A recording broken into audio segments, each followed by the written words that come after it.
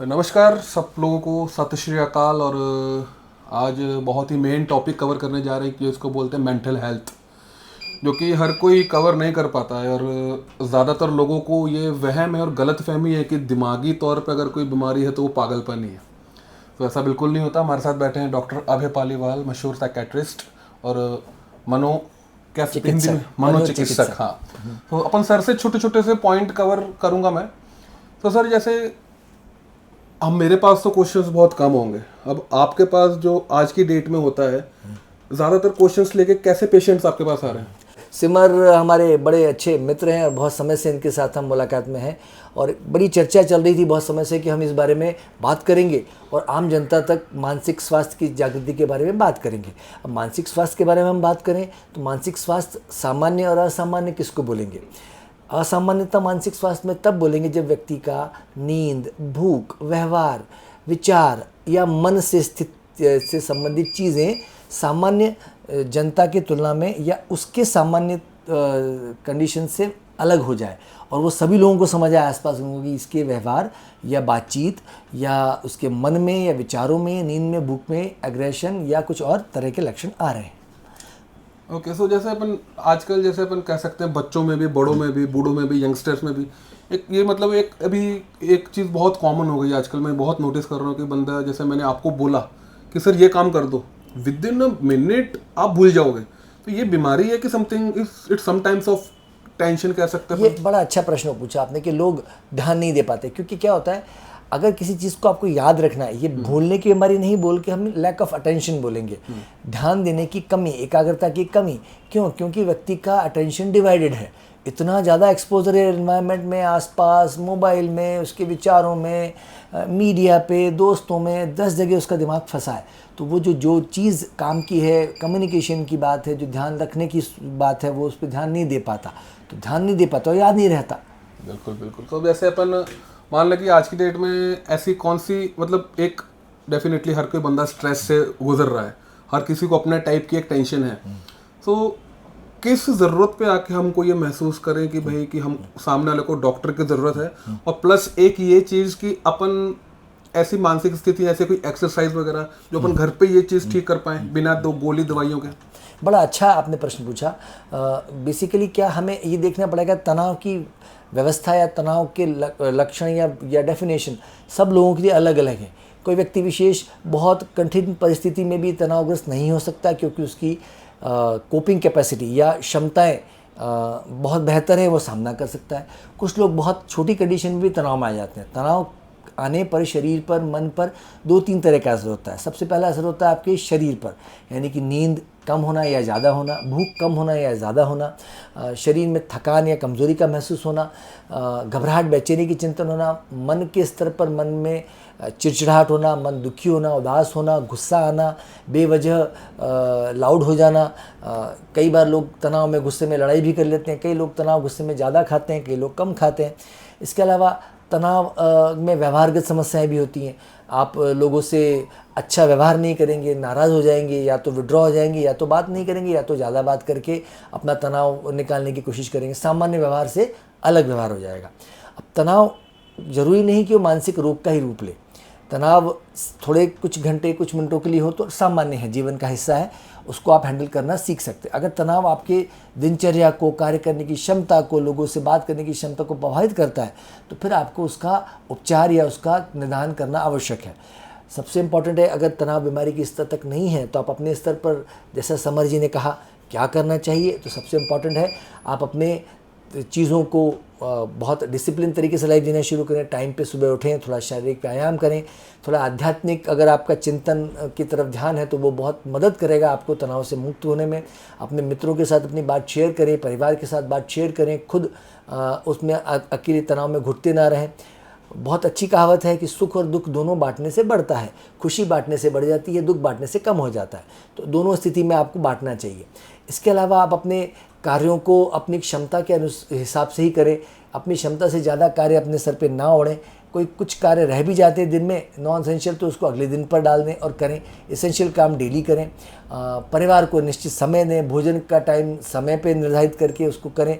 ये सब चीज़ें करेंगे तो तनाव के आने के चांसेस कम हो जाएंगे। अगर कुछ लोग व्यसन करते हैं, नशा करते हैं, तो उसको पूर्णतः मुक्ति तनाव को दूर करने में मदद करती है।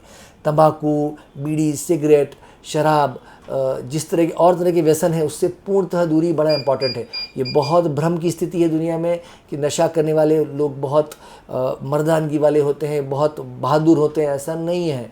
नशा आपके शरीर को, मन को हर तरह से ख़राब करता है, लत के लायक काबिल बना देता है, आपका जीवन शक्ति खत्म हो जाती है, फाइनेंशियल लॉस है, फैमिली लॉस है, हर तरह से लॉस है। एग्जैक्टली जैसा सर बोल रहे हैं कि ये लोगों को वहम होता है कि हम सिगरेट पी लेंगे, शराब पी लेंगे, हमारे स्ट्रेस खत्म हो जाता है, बट नहीं, वो खत्म कर रहे हो आप। और हाँ, एक सर ने बात और बोली है कि हर इमोशन हर इंसान में होते हैं, है ना। अगर कुछ टाइम के लिए रह रहा है तो बेटर है, इट्स ओके, कोई वरी की बात नहीं है। बट अगर वो आपको दिनचर्या में काम करने नहीं दे रहा या आपको कुछ ओवर लग रहा है, आपको अपने आप में कुछ महसूस हो रहा है, देन आपको प्लीज़ आप डॉक्टर को कंसल्ट कीजिए। आपके पास जो भी मनोचिकित्सक, साइकेट्रिस्ट जो भी हैं उनके पास आप जाइए। एक सर और कि जैसे अपन एक बोलते हैं क्या बोल सकते हैं अपन, जनरेशन गैप। अब वो माँ बाप को आज की डेट में बच्चों के साथ क्या करना चाहिए और बच्चों को माँ बाप के साथ क्या करना चाहिए? बड़ा अच्छा प्रश्न था, इसका बहुत सिंपल आंसर दूंगा मैं। आपने चाणक्य का नाम सुना होगा, he was a great thinker. उन्होंने चाइल्ड साइकेट्री में बच्चों के साथ डील करने के बहुत अच्छे साधन बताए। उन्होंने बच्चों के उम्र के हिसाब से 3 टुकड़ों में बांटा।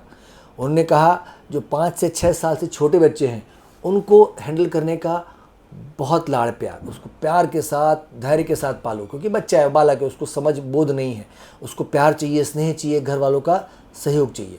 6 से 16 साल की उम्र में स्ट्रिक्ट डिसिप्लिन, क्योंकि वो समय है जब बच्चे के आदतें बन रही हैं। तो उसको अगर अच्छी आदतें बनी, नशा नहीं करने की आदतें बनी, आध्यात्म की रुचि की आदतें बनी, कार्य को समय पे करने की आदतें बनी, सुबह टाइम पे उठने की आदतें बनी, टाइम पे खाना, अपने कार्य को समय से पे कंप्लीट करना, अगर ये आदतें आपने बचपन से डाल दी लाइफ में काम आएगी। स्ट्रिक्ट डिसिप्लिन 6 से 16 साल।